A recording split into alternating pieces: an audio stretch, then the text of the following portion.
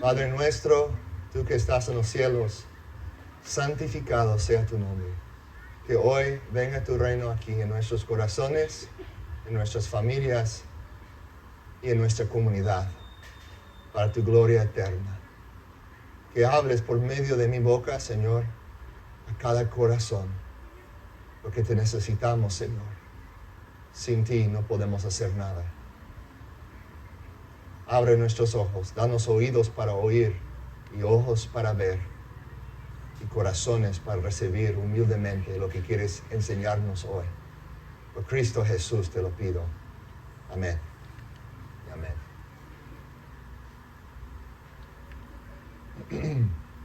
Pues vamos a continuar en nuestra serie en el libro de Proverbios. Hemos podido ver algunos pasajes completos de este libro de Proverbios, pero hoy vamos a ver un tema que no se encuentra en un solo pasaje, sino que hay varios versículos en este libro que están un poco esparcidos por todo el libro de Proverbios, y ese tema es sobre las emociones. Las emociones. Y creo que es importante que a veces descuidamos este tema o pensamos solamente en esto como algo negativo. Pero dice en Proverbios 15, versículo 30, Proverbios, si tienes tu Biblia, está casi en medio de la Biblia, libro de Proverbios, capítulo 15, versículo 30.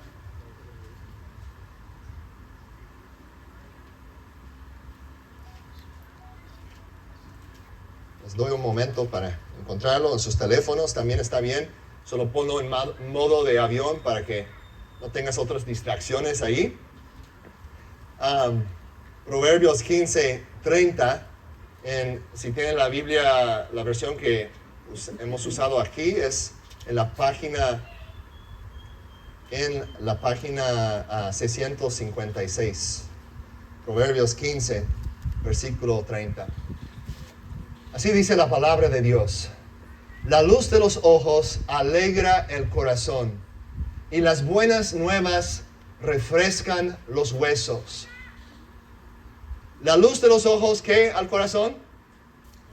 Alegra el corazón. Y las buenas nuevas refrescan los huesos.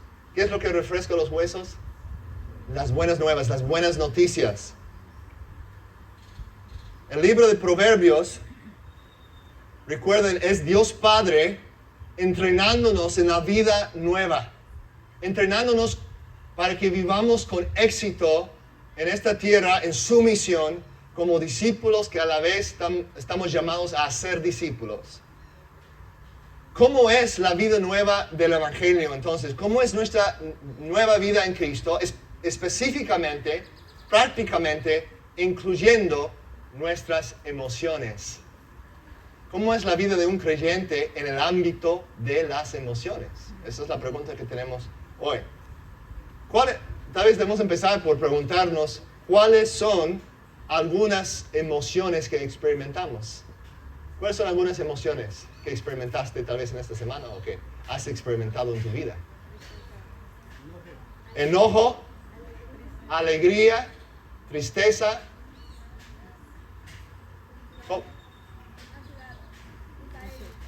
ansiedad, temor, gozo,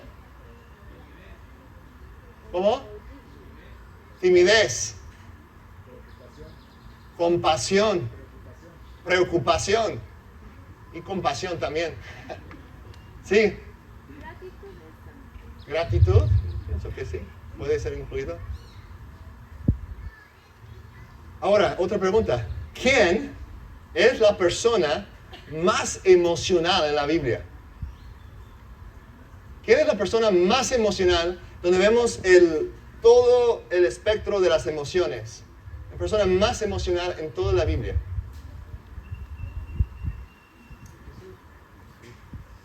Alguien dijo Jesús, y esa respuesta tal vez sorprende a algunos, porque tendemos a pensar en la palabra emocional muchas veces como algo negativo, pero es la respuesta correcta, yo creo. Estoy convencido de que Jesús es el personaje más emocional en la Biblia, y en un sentido perfecto, sin pecado. Jesús si miramos su vida, Él es Dios entre nosotros, ¿no? Vino, se encarnó y llegó a ser llegó a ser humano, llegó a ser un hombre, y como hombre, como ser humano, experimentó todas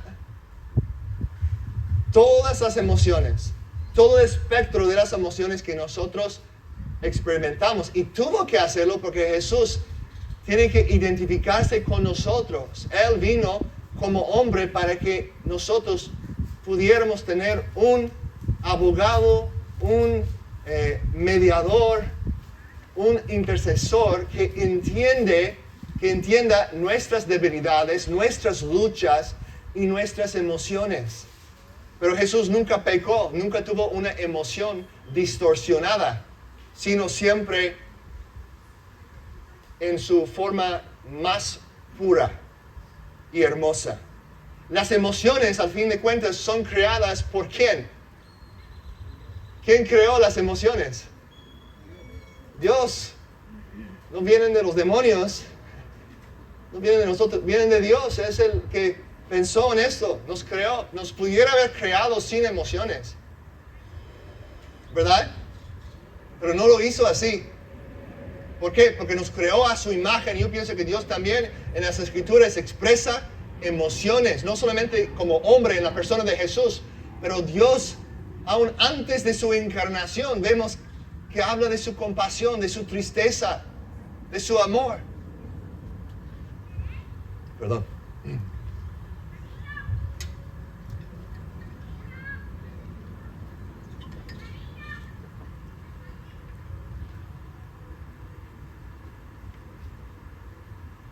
Entonces, ¿han escuchado de los estoicos?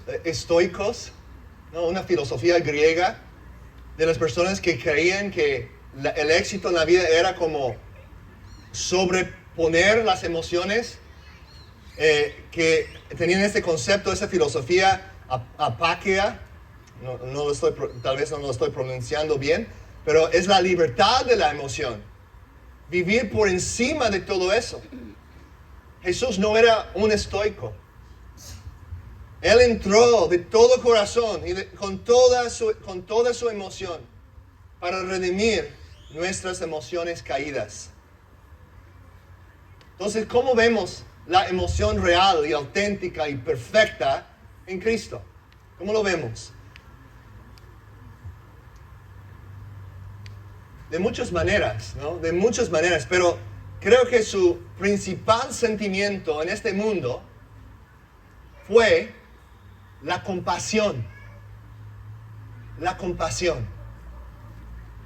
No voy a dar todas las citas bíblicas aquí, pero quiero decirles que cada una de esas frases está aquí, lo tengo los versículos. Por el tiempo no los voy a mencionar todos, pero están apoyados, respaldados cada uno por un versículo. Y puedo darles la lista después si gustan. Si están dudando esto. Jesús, por ejemplo, dice que miró al joven rico y le amó, sintió amor por él. También que se compadeció del leproso, lloró por Lázaro, lamentó por Jerusalén, gimió por el sordo.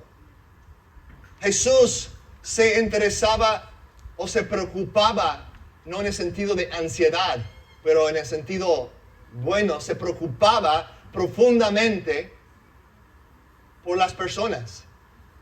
Y sigue haciéndolo hoy. El mismo Jesús que demostró tanta compasión, tanta preocupación por las personas de su día, sigue teniendo esa compasión para ti, para mí, para cada uno de nosotros hoy día. En este momento, piensa en eso. El creador del universo siente eso por ti. Donde quiera que va el evangelio, se despierta la compasión de la gente. Saben que las naciones que han sido más impactados por este libro, por el mensaje del evangelio, son las naciones que tienen los más grandes números de donaciones para causas sin fines de lucro. en comparación con otras naciones, es increíble ver la distinción con otras naciones que no tuvieron esa base bíblica. Donde quiere que vaya el Evangelio, empieza a fomentar compasión en la cultura. Porque Jesús, de quien se trata el Evangelio, es un Dios de compasión. Pablo, el apóstol, siervo de Jesucristo, escribiendo a la iglesia en Filipos, dice: Dios sabe cuánto los amo y los extraño, cuánto los anhelo con la tierna compasión de Cristo Jesús.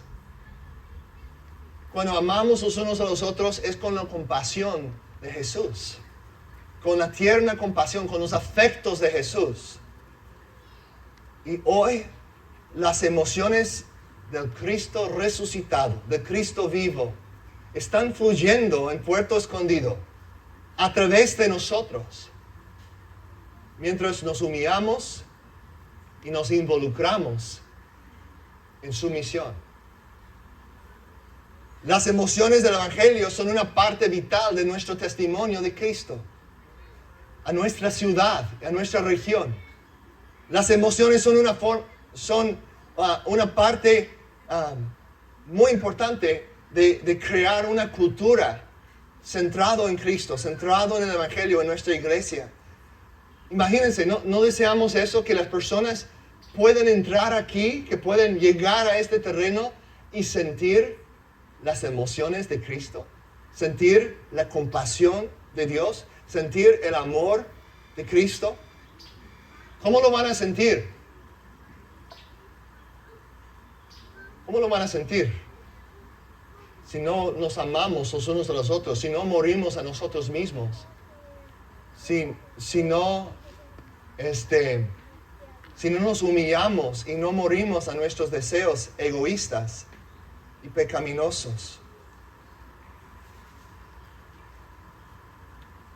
Jesús sintió algo más que ternura y compasión. Es importante notar eso también. Esa no fue su única emoción. También se llenó de ira. Tal vez eso te sorprende. Jesús, la persona más amorosa de la historia, también tuvo momentos en que se llenó de enojo, de ira, de furia, pero sin pecar.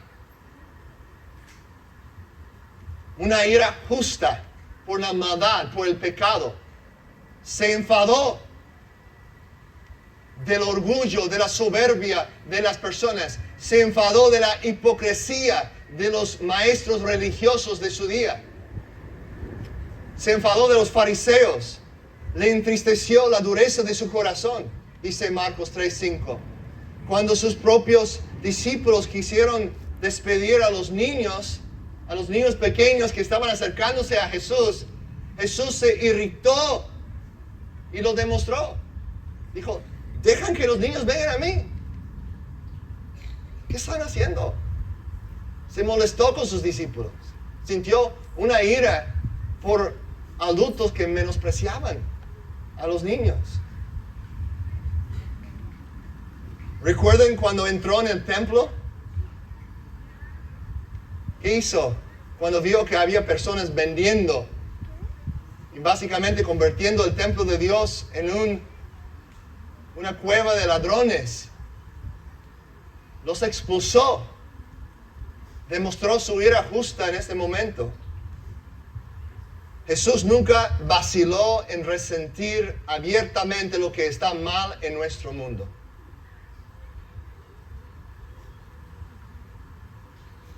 Pero fue más allá de la ira por lo malo.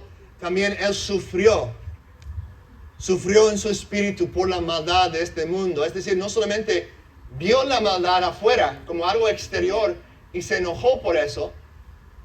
Eso sí pasó, pero no solo eso, sino Él sufrió las consecuencias de vivir en un mundo lleno de maldad. Que nunca pecó, Él sufrió el peso del pecado, el peso de un mundo quebrantado, un mundo disfuncional.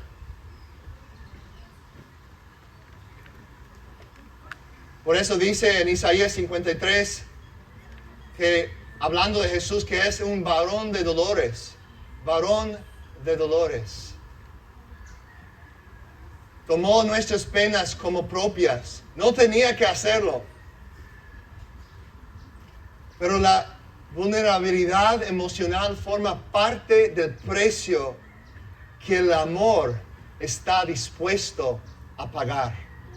Forma parte del precio que el amor está dispuesto a pagar. Ser vulnerable, exponerte al dolor y a la tristeza. Su corazón fue atormentado en su pasión.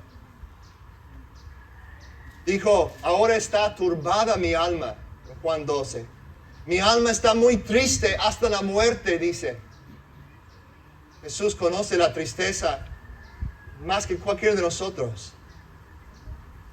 En la cruz sintió las llamas del infierno. Sintió la vileza y la suciedad de nuestro pecado. Pero soportó la cruz por una razón. En Hebreos 12:2 nos dice por qué soportó la cruz Jesús. Dice, por el gozo puesto delante de él. También es esa emoción. El gozo. Por gozo Cristo soportó la cruz. Claro, por amor también.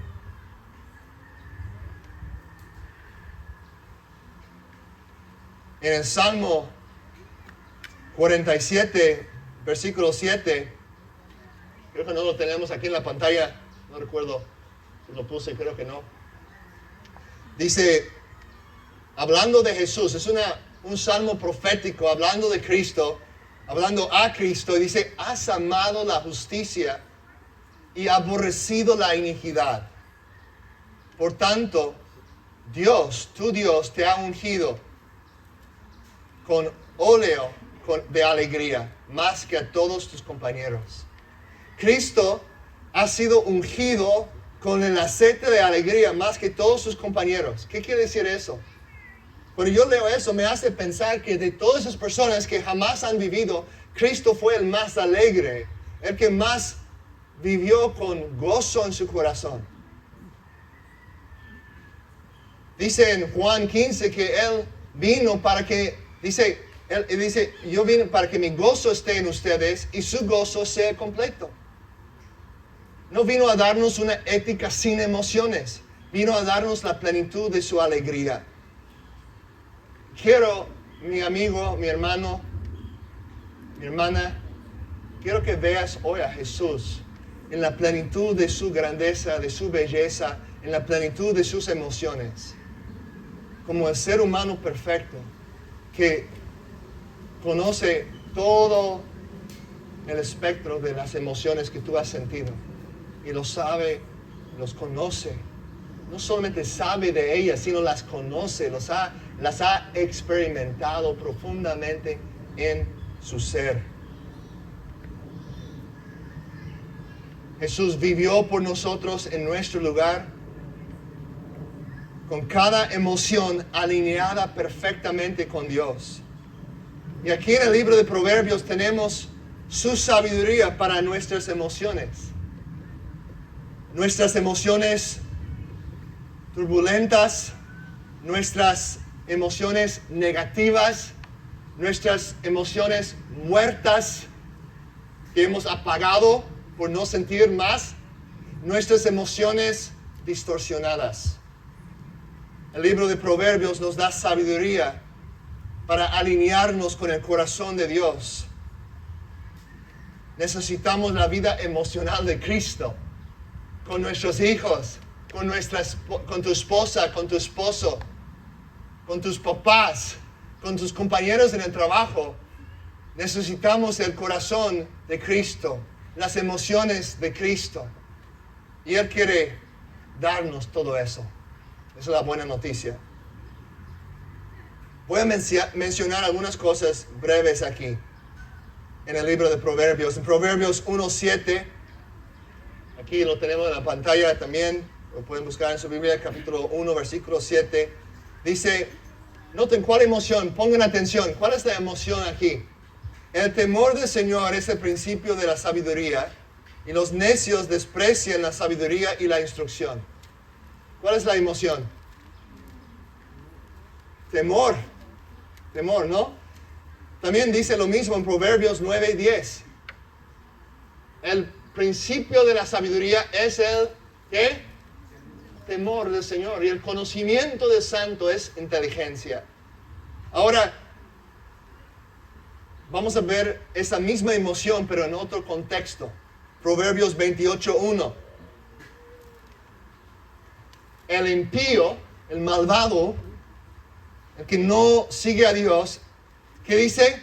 Huye sin que nadie lo persiga. Pero los justos están confiados como un león. El injusto, el que no conoce de Dios, el que rechaza a Dios, llega el momento en que va a huir sin que nadie le persigue. Esa es una imagen fuerte de una persona completamente espantada, ¿no? Aterrizada por algo que le va a suceder. ¿Qué es la conexión entre esos versículos? Vemos el temor del Señor y vemos a una persona huyendo aunque nadie le está persiguiendo. ¿Qué conexión ven ahí? Temor en los dos, miedo, ¿no? La emoción no ha cambiado, pero las circunstancias sí cambian. Y aquí es la enseñanza sencilla para nosotros de esto. Si temas a Dios, si tú temas a Dios, mi hermano, mi amigo, no tienes que temer a nadie más. Si temas a Dios, no tienes que temerle a nadie más. Pero si no temas a Dios, si no vives en esa reverencia, con ese respeto, con ese honor, con ese sentido de que Él es grande y yo no soy nada en comparación con Él. Si no vives así, va a llegar el momento en que vas a estar huyendo, viviendo con mucho miedo, con mucho temor. En un sentido, creo que eso va a ser una de las emociones que las personas van a experimentar en el juicio de Dios, en el infierno. Un temor sin parar. Pero Dios nos llama hoy a someternos a Él, a abrazar a Él como el centro de todo y reconocer que Él exclusivamente es Dios. Lalo, si necesitas unas sillas, hay algunas aquí disponibles enfrente. Necesitamos comprar más sillas. Si alguien quiere ayudar con eso, necesitamos como unos 20 más, yo creo. ¿Sí me explico? El contraste ahí. La misma emoción, dos respuestas. Todo depende de quién estás temiendo. Si temes a Dios, no tienes que temerle a nadie más. Porque Él es el más poderoso, porque Él es el soberano. Y Jesús dijo, no temes a aquel que puede matar tu cuerpo, sino temes a aquel que puede que puede destruir tanto tu cuerpo y tu alma en el infierno. Y no está hablando allí de Satanás. La Biblia jamás nos dice temer a Satanás. Sí ser prevenidos, ¿no? Pero no temerle. Tememos solamente a Dios.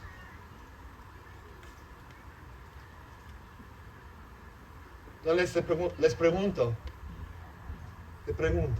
¿estás viviendo bajo el temor de Dios o bajo el temor de los hombres?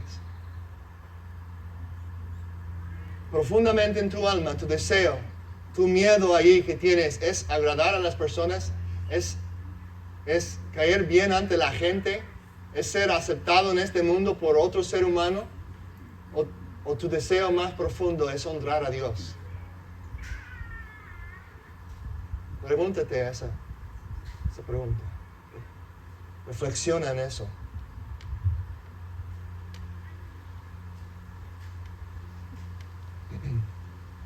Quiero ver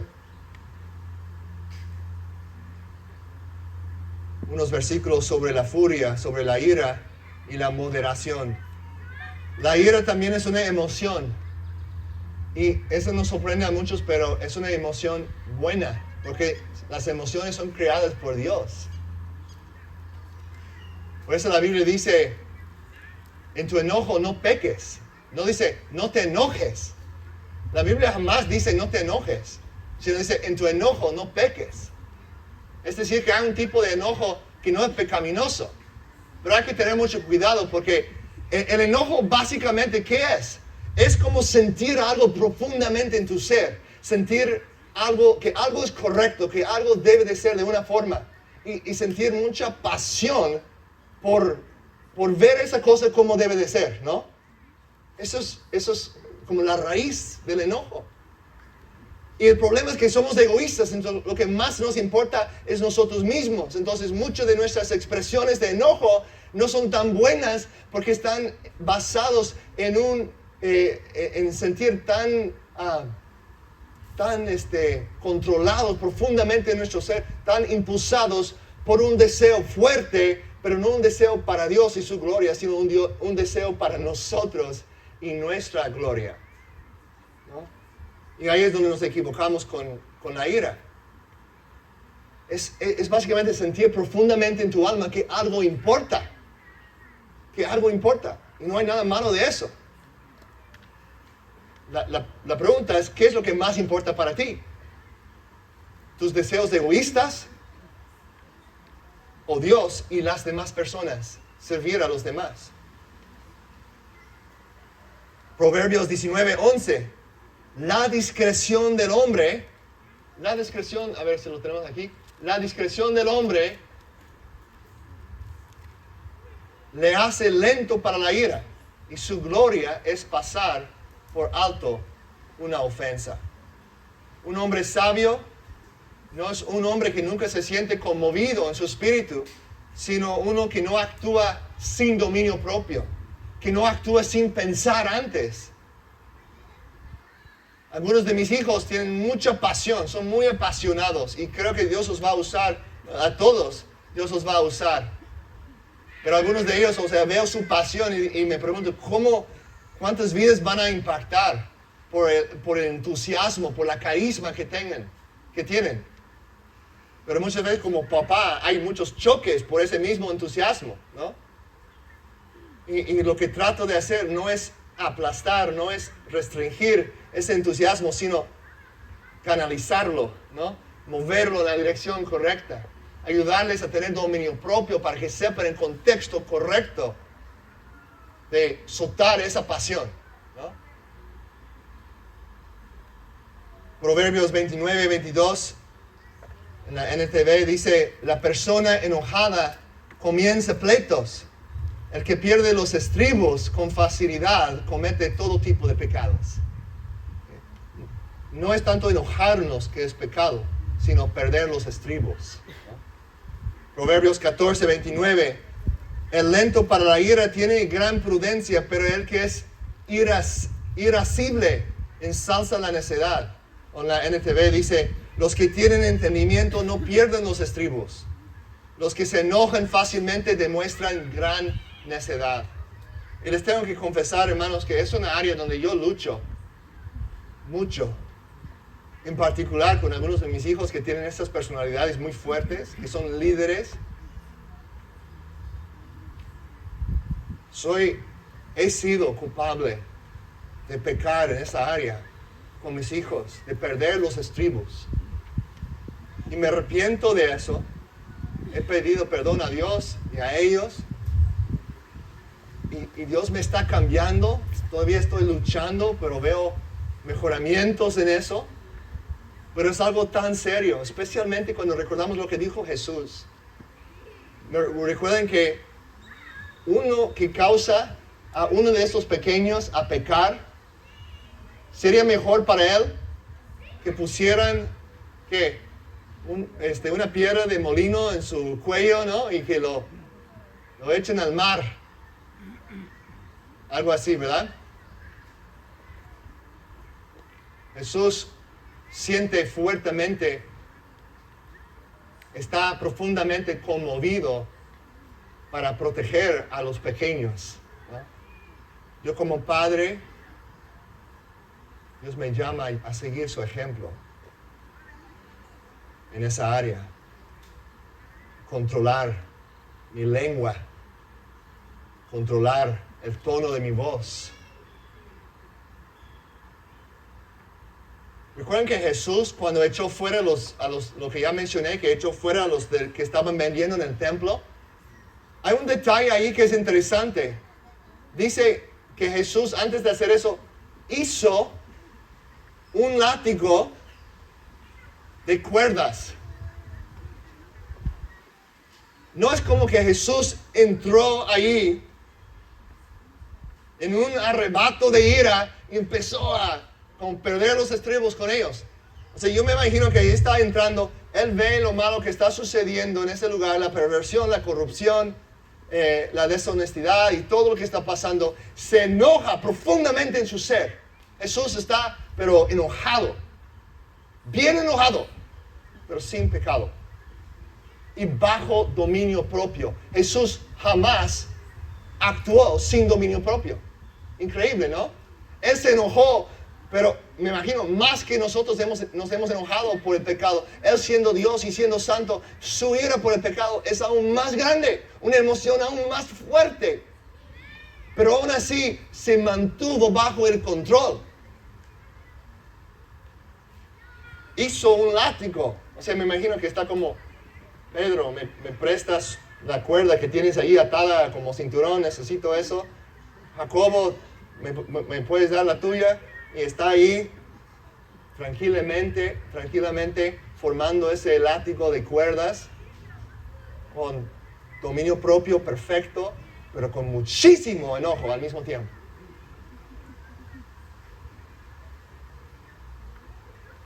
Entonces, de tener ese tipo de ser conmovido profundamente por la maldad que vemos en el mundo, pero no perder los estribos.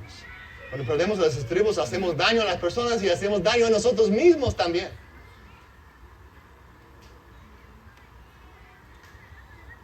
Proverbios 16, 32. Mejor es lento para la ira que el poderoso, y el que domina su espíritu que el que toma una ciudad. Dice en la Nueva Traducción Viviente, mejor es ser paciente que poderoso. Mejor es ser paciente que poderoso. ¿Creen eso? La cultura no les dice eso. No, en la cultura queremos todo ahora. Y si tengo más poder, lo puedo conseguir cuando yo lo quiera, ¿no? Ese es el espíritu de nuestro mundo. Pero la Biblia dice, no, es mejor ser paciente que poderoso. Más vale tener control propio que conquistar una ciudad. Vamos a tomar esta ciudad aquí de Puerto Escondido para Cristo. Vamos a ganar esta ciudad, esta región, por la gracia de Dios, por el Espíritu Santo obrando en nosotros, pero precisamente por la paciencia, no por el enojo, no por ser unos locos que salen gritando en la calle, sino en nuestros hogares, orando. ¿Cuántos de ustedes están orando por Puerto Escondido? Por el avivamiento en los corazones de esta ciudad. La oración requiere paciencia, porque oramos y muchas veces, terminando de orar, ¿qué pasa? ¿Qué pasa después de orar? En ese momento. Nada. Nada. A veces sí hay algo que pasa, pero en ese momento, típicamente, para mí, por lo menos, tal vez tú tienes oraciones más poderosas que yo, pero muchas veces oro y después sí hay algo que pasa en mí, ¿no? Muchas veces sí hay más paz, más tranquilidad en mi alma, es cierto. Pero fuera de mí, cuando yo estoy orando por algo fuera de mi control, no pasa nada. No sucede nada. Tengo que esperar pacientemente por los resultados, pero sí llegan, porque Dios es fiel. Cuando oramos conforme a su voluntad, Él contesta nuestras oraciones. Y esa paciencia es parte del proceso, porque quiere madurarnos y quiere ayudarnos a crecer y madurar para que conozcamos a Él y que sepamos que todo viene de Él. que es su obra y no la de nosotros. Y el último punto aquí, que quiero notar, voy a terminar con esta emoción de la alegría. La alegría y las buenas noticias que mencionó aquí en el primer versículo que leímos. También en el capítulo 15, versículo 15, dice así: todos los días del afligido, y pongan atención a esto, fíjense en eso, es muy interesante lo que el autor de Proverbios, lo que Salomón nos está diciendo. Todos los días del afligido son malos, pero el del corazón alegre tiene un banquete continuo. ¿Qué es la diferencia entre esas dos personas en este versículo? ¿Cuál es la diferencia? ¿Es una diferencia externa? ¿Es una diferencia en sus circunstancias? Las cosas que no podemos controlar. ¿Creen que la diferencia está ahí? No, ¿verdad? ¿Qué es la diferencia? La actitud de su corazón. Uno está afligido, uno está diciendo, ay, pues, pobre de mí, ¿no? Ay, las cosas son horribles. Y el otro, en medio de circunstancias tal vez iguales, tiene confianza en Dios. Tiene alegría en su corazón. Una alegría que provee un banquete continuo. Sabemos que eso no es necesariamente que una persona alegre siempre va a tener un banquete en su casa. No creo que se refiere a eso. El que tiene la alegría que está en Cristo siempre va a tener lo que necesita. Y siempre va a tener la paz y la tranquilidad del alma, aún en los más horribles circunstancias. Los mártires que sufren por su fe, no lo vemos más seguido en el mundo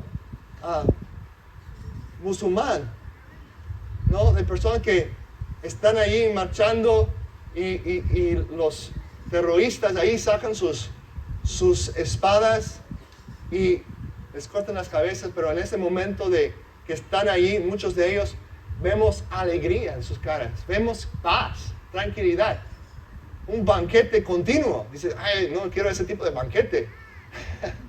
Pero a eso se refiere, de que nunca vamos a carecer de tener el tesoro más precioso en la vida, que es Dios mismo.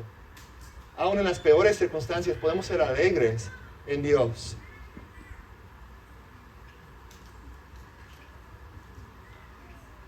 Cristo es el que trae verdadera alegría al corazón. Es compasivo y bondadoso. Es compasivo y bondadoso. Escuchen eso. No los escuchen como palabras religiosas solamente. Realmente es bueno. Él se preocupa por ti. Aun si no lo sientes, de alguna forma, todas esas cosas en tu vida, Él las está disponiendo para tu bien. Tanto las buenas como las malas. Porque te ama. Y si confías en Él, si tu fe está en Jesucristo y en lo que Él hizo en la cruz por ti, puedes saber que Dios es tu Padre y que su ira ya no está contra ti, sino que fue derramada en Cristo en tu lugar.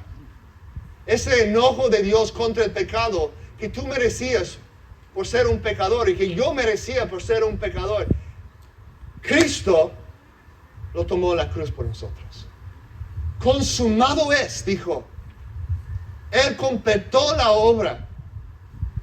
Y a nosotros nos corresponde solo recibir ese regalo de salvación. Recibirlo, poner nuestra fe en Él. Es una buena noticia que trae luz a los ojos. Los ojos que antes estaban ciegos, cegados por el pecado. Y es una buena noticia que resucita al pecador a una vida nueva. Como vemos ese versículo con que empezamos, 15, versículo 30. ¿Lo tenemos ahí? Lo voy a leer. La luz de los ojos alegra el corazón y las buenas noticias fortalecen los huesos.